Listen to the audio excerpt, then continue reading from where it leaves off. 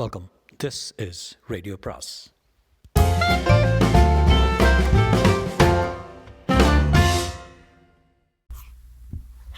அனைவருக்கும் அன்பு வணக்கம்.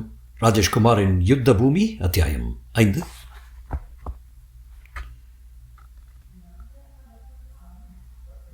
ஐயா, டிவியில் இந்தியா ஜெயித்துக் கொண்டிருந்த கிரிக்கெட்டை பார்த்து கொண்டிருந்த பிரசாத் குரல் கேட்டு திரும்பினான். வேலைக்காரன் காளிமுத்து நின்றிருந்தான். என்ன? உங்களை பார்க்க 2 பேர் வந்திருக்காங்க. யார்? கேட்ட பதில் சொல்ல மாட்டாங்கிறங்க. உங்களை பார்க்கணுமா? கீழே அப்பா அம்மா இல்லை? 2 பேர் வேலைக்கு போயிருக்காங்க. ஏன்? டெண்டுல்கர் 6 அடித்த சந்தோஷத்தில் சிதம்பரம் ஸ்டேடியமை குலுங்கி கொண்டிருக்க அதை ரிமோட் கண்ட்ரோலில் காணாமல் போக்கிவிட்டு மாடிப்படிகளில் இறங்கி கீழே வந்தான் பிரசாத். சோஃபாவில் சாய்ந்து உட்கார்ந்து வால் சீனரியை பார்த்து கொண்டிருந்த கோகுல்நாத்தையும் விஷ்ணுவையும் பார்த்து நெற்றியை சுருக்கினான். நீங்கள்? Crime branch. உத்தியோக அட்டைகளை எடுத்து அவன் முகத்துக்கு நேராக நீட்டினான். என்ன வேணும்? போன வாரம் 14ஆம் தேதி ஹோட்டல் உதயா இன்டர்நேஷ்னலில் உங்கள் பர்த்டே ஒரு பார்ட்டி வச்சு கொண்டாடினீங்களா? ஆமாம். அன்றைக்கி அதே ஹோட்டலில் 2 மேரேஜ் ரிசப்ஷன் பார்ட்டி நடந்திருக்கு. அந்த ஹோட்டலுக்கு வந்த ஒரு பெண்ணை பற்றி அந்த 2 பார்ட்டிக்கிட்டையும் விசாரித்தோம். அவங்களுக்கு அந்த பொண்ணை தெரியல. உங்களுக்கு தெரியுமான்னு பாருங்கள். She is murdered by somebody. Vishnu தன் சட்டைப்பையில் வைத்திருந்த ஃபோட்டோவை எடுத்து நீட்டினான். பிரசாத் வாங்கி பார்த்து நெற்றி நரம்புகளில் ஒரு அதிர்ச்சி துடிப்பை வாங்கினான். உதடுகள் உடனே உலர்ந்து போயிற்று. இது இது இது நீங்கள் தான் சொல்லணும். உங்களுக்கு பொண்ணை தெரிஞ்சிருந்தும் தெரியலன்னு சொல்லிட்டா பின்னாடி பெரிய சிக்கலாக போயிடும். இந்த பொண்ணை உங்களுக்கு தெரியுமா தெரியாதா? பிரசாத் முகம் முழுக்க இப்போது மினு வியர்வை. சொல்லுங்கள், தெரியுமா தெரியாதா? தெரியும். கோகுல்நாத்தும் விஷ்ணுவும் சோஃபாவின் நுனிகளுக்கு வந்தார்கள். யார் இந்த பொண்ணு? பேர் பிரமீளா. எங்கே இருக்கா? திருவான்மியூருக்கு பக்கத்தில் கோல்டன் அவென்யூங்கிற காலனியில். பிரமீளா உங்களுக்கு எப்படி பழக்கம்? அது வந்து நீங்கள் எந்த விஷயத்துலையும் மறைக்கிறது உசிதம் இல்லை. ஏன்னா இது மர்டர் கேஸு. நான் சொல்லிடுறேன் சார். பிரமீளா கொஞ்சம் காஸ்ட்லியான பலான பொண்ணு. அவளை அடிக்கடி கூட்டிகிட்டு வெளியூர் ஹோட்டல்களுக்கு போய் ரூம் எடுத்து தங்குறது உண்டு. நான் என்னோடய பர்த்டே பார்ட்டிக்கு அவளை கூப்பிடல. அவளாகவே தெரிஞ்சுட்டு வந்திருக்கா. பட் பார்ட்டியில் அவளை நான் கண்டுக்கல. ஒரு 10 நிமிஷம் இருந்துட்டு உடனே போயிட்டா. நீங்கள் என்ன பண்ணுறீங்க? கெம்ஃபீல்டுங்கிற கம்பெனியில் இன்ஜினியராக இருக்கேன். கல்யாணம் இன்னும் ஆகலை. வீட்டில் யாராக இருக்காங்க? அப்பா அம்மா நான் மட்டும்தான். அவங்க எங்கே? ரிலேட்டிவ் யாரையோ பார்க்குறதுக்காக வெளியே போயிருக்காங்க சார். விஷ்ணு குரலை தாழ்த்தி கொண்டு தொடர்ந்தார். அவளை நீங்கள் கொலை செஞ்சுருந்தா இப்போவே உண்மையை ஒத்துக்கிறது நல்லது. No no no no no no பிரமீளாவை நீங்கள் கொல்லலை? இல்லை. சரி, வேறு யார் கொண்டிருப்பாங்க? எனக்கு தெரியாது sir. She is a prostitute. அவளுக்கு எத்தனையோ ஆண் நண்பர்கள் உண்டு. அவளை வேறு எந்த ஆணோடாவது பார்த்துருக்கீங்களா நீங்கள்? இல்லை. பிரமீளாவோட வீட்டு அட்ரஸ் என்ன? Number 26 golden avenue. அவளுக்கு ஃபோன் இருக்கா? இருக்குது. நம்பரு 647793. விஷ்ணு டெலிஃபோன் எண்களை டைரியில் குறித்து கொண்டு பிரசாத்திடம் வந்தார். பிரமீளா மட்டும்தான் அந்த வீட்டில் இருக்காளா? இல்லை, வேறொரு பொண்ணும் அவளும் சேர்ந்து தான் அந்த வீட்டில் இருந்தாங்க. அந்த பொண்ணோட பேர் எனக்கு தெரியாதுங்க. ஒரு பொண்ணோட தங்கி இருக்கிறதா பிரமீளா சொல்லியிருக்கா. இந்த வீட்டில் ஃபோன் அங்கே இருக்க? பக்கத்து ரூமில். வாங்க, இந்த வீட்டுக்கு ஃபோன் பண்ணி பார்க்கலாம். போனார்கள். பனகல் பார்க்குக்கு பக்கத்தில் இருந்த அந்த ரெஸ்டாரண்ட்டில் கூட்டம் இல்லாத அந்த காலை 10 மணி வேளையில் அருணகிரியும் ஜெயபாலும் எதிரெதிரே உட்கார்ந்திருந்தார்கள். நான் தம்பி முடிவு பண்ணியிருக்க? உங்கள் திட்டத்துக்கு ஒத்துக்கிறேன் சார். குட். ஆனால் பணம் எனக்கு முன்னோடியே வேணும். அந்த முக்கியமான புள்ளி பூரா பணத்தையும் முதல்ல கொடுத்துட மாட்டார். வேணும்னா ஒரு டோக்கன் அட்வான்ஸ் வாங்கி தரேன். எவ்வளவு? ஒரு 25,000 போதாது? சரி, 50,000. தம்பி, நீ காரியத்தை முடித்தா அந்த நிமிஷமே முழு தொகையை உன்னோட கைக்கு வந்துடும். ஜெயபால் சுற்றுமுற்றும் பார்த்து விட்டு கேட்டான். அந்த முக்கிய புள்ளி யாருன்னு இப்போ அது சொல்லுங்கள். அருணகிரி புன்னகைத்தார். காரியத்தை முடிய சொல்கிறேன். சரி, டெட் பாடிஸை என்றைக்கு கொண்டு வரீங்க? நீ எந்த தேதி நேரத்தை சொல்கிறியோ அந்த நேரத்துக்கு டெட் பாடிஸ் வந்துடும். 21ஆம் தேதி ராத்திரி 10 மணிக்கு மேலே டெட் பாடிஸை கொண்டு வந்துடுங்க. மயானத்துக்கு பின்பக்கமாக ஒரு கேட் இருக்குது. அங்கே வாகனத்தை நிறுத்திக்கலாம். அந்த நேரத்தில் அங்கே யாரும் இருக்க மாட்டாங்களே. ஒரு ஈரம்பு இருக்காது. அங்கே முழுக்க என்னோடய ராஜாங்கம் தான். அருணகிரி சுற்றும் பார்த்து பின் கேட்டார். ஒரு டெட் பாடி முழுசுமாக எரிஞ்சு சாம்பலாக எவ்வளோ நேரம் பிடிக்கும்? 1/2 மணி நேரம். பாடியோட சாம்பல் எவ்வளோ தேரும்?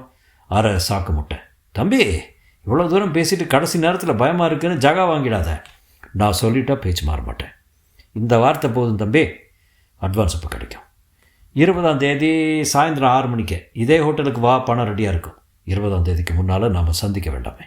வேண்டாம் வேண்டாம், அப்படி ஏதாவது இருந்தால் நானே உன்னை வந்து பார்க்குறேன். சரி, கிளம்பலாமா? இருவரும் ரெஸ்டாரண்ட்டை விட்டு வெளியே வந்தார்கள். கண் அசைவால் விடைபெற்று கொண்டு இருவரும் எதிரெதிர் திசைகளில் நடக்க ஆரம்பித்தார்கள். அருணகிரி பக்கத்தில் இருந்த பான் கடைக்கு போனார். விஷ்ணு பிரசாத் காட்டிய அறைக்குள் நுழைந்து டெலிஃபோனை தொட்டு ரிசீவரை எடுத்துக்கொண்டார். டயலில் பிரமிளா வீட்டு டெலிஃபோன் எண்களை தட்டினான். மறுமுனையில் ரிங் போயிற்று. 1 தடவை, 2 தடவை, 3 தடவை ரிங் போய்கொண்டே இருந்தது. கோகுல்நாத் கேட்டார், என்ன விஷ்ணா? ரிங் போயிட்டு இருக்கு அங்கிள், வீட்டில் யாரும் இல்லைன்னு நினைக்கிறேன். நேரில் போய் பார்த்துலாமே. விஷ்ணு ரிசீவரை வைக்க பிரசாத் தயக்க குரலில் கூப்பிட்டான். சார், என்ன? இந்த விஷயம் என்னோடய அப்பாவுக்கும் அம்மாவுக்கும் தெரிய வேணாம் சார். அது எப்படி முடியும்? இந்த கேஸில் கொலையாளி யாருன்னு தெரிஞ்சால் கோர்ட்டுக்கு வந்து நீங்களும் சாட்சி சொல்ல வேண்டியிருக்கோம். சார் சார் இதெல்லாம் அப்படிப்பட்ட பெண்களோட தொடர்பு வச்சுக்கிறதுக்கு முந்தி யோசிச்சு பார்த்துருக்கணும்ல. கொலையாளியை கண்டுபிடிக்கிற வரைக்கும் இனிமேல் அடிக்கடி உங்கள் வீட்டுக்கு வந்து உங்களை விசாரிக்க வேண்டியிருக்கும். உங்களை மட்டும் இல்லை, உங்கள் ஃபாதர் மதர் எல்லாரையும் விசாரிப்போம். பிரசாத் வியர்த்த முகமாய் அயர்ந்து போய் நிற்க விஷ்ணு கோகுல்நாத்தும் புறப்பட்டு போனார்கள். ஜீப் கிளம்பும் சத்தத்தை கேட்டுக்கொண்டே பிரசாத் அங்கிருந்த சோஃபாவில் சரிந்து உட்கார்ந்தான். அவஸ்தையில் நிமிடங்கள் கரைந்தன. பிரமீளாவோட தொடர்பு வச்சுக்கிட்டது எவ்வளோ பெரிய தப்பு. அப்படியே கண் மூடினான். வயிறு பயத்தில் பிசைந்தது. எவ்வளோ நேரம் தம்பி? குரல் கேட்டு கண்களை மலர்த்தினான். எதிரில் கல்யாண தரகர் தணிகாசலம். சந்தர்ப்பம் தெரியாமல் சிரித்தேன். நீங்கள் இஷ்டப்பட்டபடியே ஆர்த்தியை கல்யாணம் பண்ணிக்கலாம் தம்பி. பொண்ணோட அண்ணன் ஜெயபாலுக்கு பேங்க்கில் ஏதோ லோன் கிடைக்குதான்.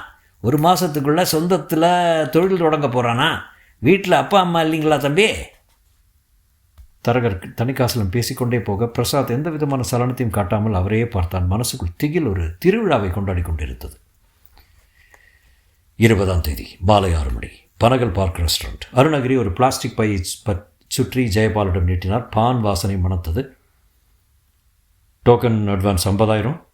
எண்ணி பார்க்க வேண்டாமா? வேண்டியதில்லை, சரியாக இருக்கும்.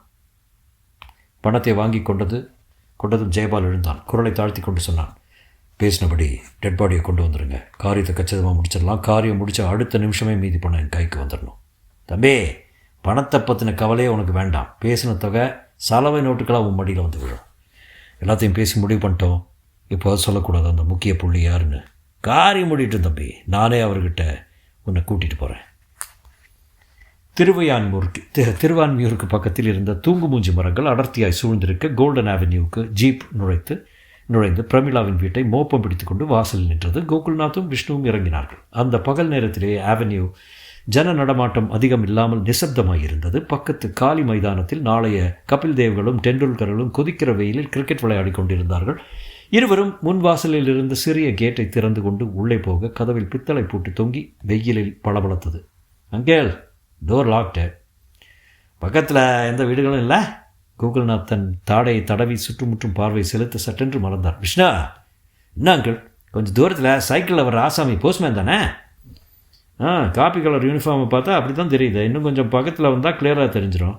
சைக்கிள் ஆசாமி அடுத்த 1 நிமிஷத்துக்குள் பக்கத்தில் வர விஷ்ணு கோகுல்நாத்தும் மலர்ந்தார்கள். வந்தது போஸ்ட்மேன் தான்.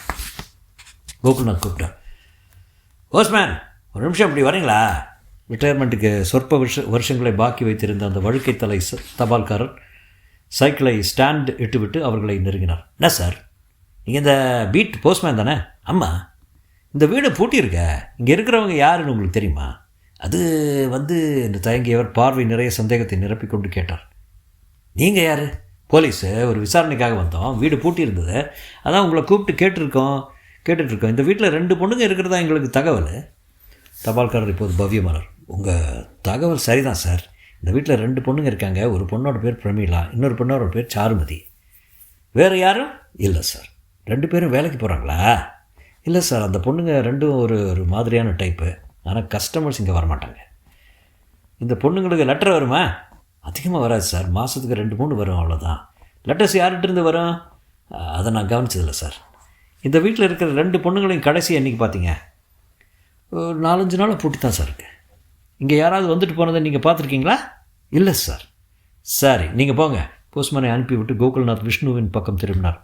வீடு 4-5 நாளாக பூட்டி கிடக்கிற விஷயம் ஊர்ஜிதம் ஆகிடுச்சு. அந்த மாஸ்டர் கீ பஞ்சை கொண்டு அந்த பூட்டுக்கு விடுதலை கூட விஷ்ணு ஜீப்புக்கு போய் டேஷ்போர்டில் இருந்த மாஸ்டர் கீ பஞ்சை கொண்டு வந்து பூட்டுடன் 10 நிமிஷம் போராடி அதற்கு சுதந்திரம் வாங்கி கொடுத்து கதவை திறந்தான். இருவரும் உள்ளே நுழைந்தார்கள். 2 படுக்கை அறைகள் கொண்ட அப்பார்ட்மெண்ட் மாதிரியான வீடு அது. வீடு அவ்வளவு சுத்தமாக இல்லை. எல்லா பக்கத்திலும் பொம்பளைங்க சமாச்சாரங்கள் தெரிந்தன. கோகுல்நாத் வீட்டில் இருந்த ஷெல்ஃப்களிலும் மேஜை டிராயர்களிலும் கிளறி பார்த்துவிட்டு சமையலறைக்குள் நுழைந்தபோது விஷ்ணு சமையலறை மேடைக்கு சாய்ந்து நின்றபடி ஒரு நோட்டீஸை கையில் வைத்து படித்துக் கொண்டிருந்தான். என்னத்தை படிச்சுட்டு இருக்க விஷ்ணு? அவன் நோட்டீஸை நீட்ட அவர் வாங்கி அதில் பார்வையை போட்டார். கோல்டன் அவென்யூ குடியிருப்போர் நலச்சங்கம், திருவான்மியூர். இப்பவும் நமது குடியிருப்பு பக்கத்தில் இருக்கும் மயானத்தை வேறொரு இடத்துக்கு மாற்றக் கோரி கடந்த 5 வருஷ காலமாக போராடி வந்திருக்கிறோம். அதற்கு பலன் எதுவும் கிடைக்கவில்லை. முதலில் பிணங்களை புதைக்கும் மயானமாக இருந்ததை இப்போது மின்சார மயானமாக மாற்றிவிட்டதாக அரசு அறிவித்தாலும் அது ஏற்றுக்கொள்ள முடியாத ஒன்று. அது புதைக்கும் மயானமாக இருந்தாலும் சரி, மின்சாரத்தால் பிணங்களை எரிக்கும் மயானமாக இருந்தாலும் சரி, அது இங்கிருந்து அகற்றப்பட வேண்டும் என்பதை நம் கோரிக்கை அரசாங்கத்தின் காதுகளில் விழ வேண்டும் என்பதற்காக வருகிற 23ஆம் தேதி நம் குடியிருப்பை சேர்ந்த அனைவரும் சாலை மறியல் போராட்டம் ஒன்றில் கலந்து கொள்ள வேண்டும். வெல்க நமது போராட்டம். கோகுல்நாதன் நோட்டீஸை கசக்கினார். எதுக்குத்தான் போராட்டம் நடத்துறதுன்னு ஒரு வரமுறை இல்லாமல் போச்சு. அங்கிள், சர்ச் பண்ணதில் ஏதாவது உபயோகமான தடயம் கிடச்சதா? சைஃபர் தொடரும்.